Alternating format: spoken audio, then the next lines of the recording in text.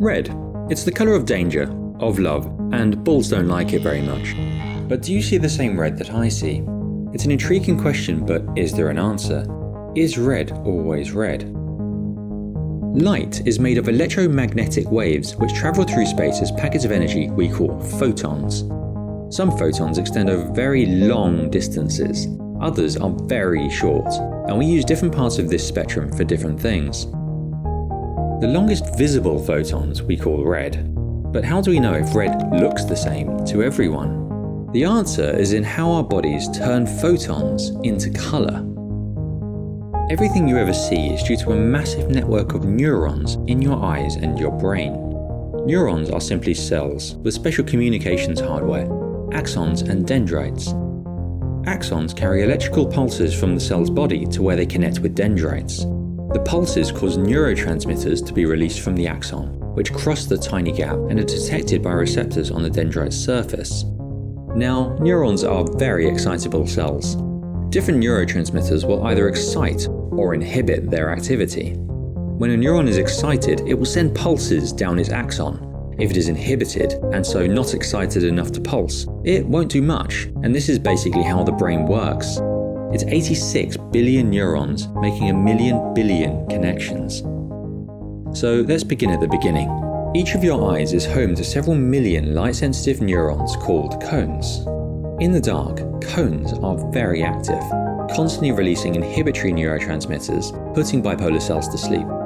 When we turn on the light, proteins in the cones sensitive to light, called photopsin, absorb some of the photons. This triggers a massive biochemical cascade within the cell that slows neurotransmitter release. However, photopsin won't absorb any old photon. It has a preference. The closer a photon's wavelength is to this preference, the more likely it is to trigger the cascade. Humans have 3 types of photopsin, each with a different preference. Together, these 3 types of cone can absorb all the wavelengths we can see. Photons from red things are the longest. The shortwave cone can't detect these, but both the medium and long-wave cones do, and together produce the neural pattern for red. But this isn't you seeing red. To see anything, the signals have to first travel to your brain and are carried there via ganglion cells. How this happens is a bit complex. Each ganglion cell receives signals from several bipolar cells. Some of these excite the ganglion cell and some inhibit it.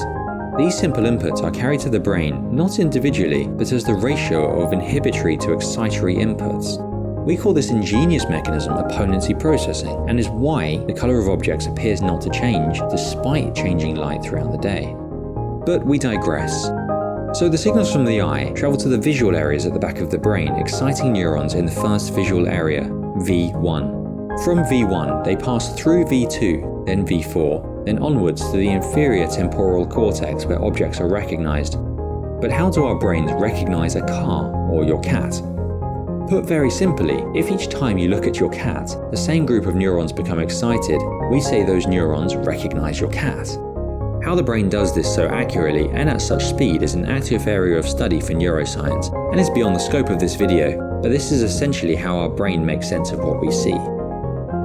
Functional brain imaging shows us that an area of the brain near V4 recognizes long-wave photons.